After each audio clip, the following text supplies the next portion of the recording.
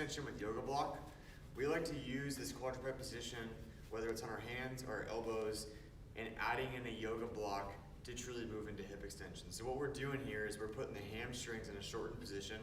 Hamstring's a two joint muscle, crosses the hip and the knee.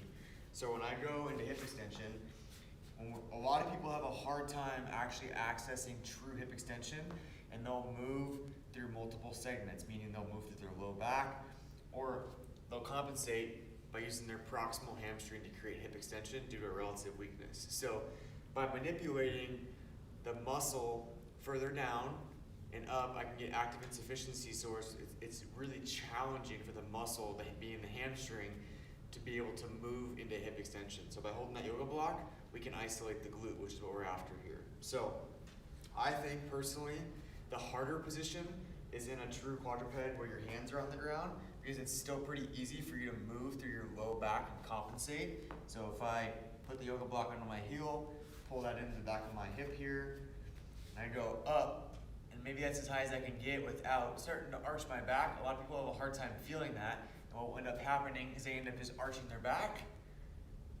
and if you take the arch away, you'll notice that they can't get as high. Sometimes you'll get kind of crampy in the hamstring too, due to how much of a contraction there is going on of holding the yoga block and then moving into hip extension. That is fine. Just reduce the intensity. So if you come all the way up, that's a higher intensity, but you're probably going to cramp. Reducing the intensity would just look like lowering your range of motion or limiting your range of motion. So again, yoga block at my heel, pulling it into my butt. Start on your hands and knees.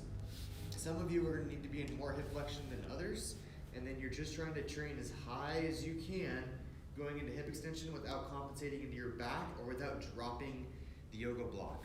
If going into full hip extension or more hip flexion in the bottom position results in irritability in your hip, modify the range of motion first, and then adjust your sets and reps accordingly if the symptoms persist.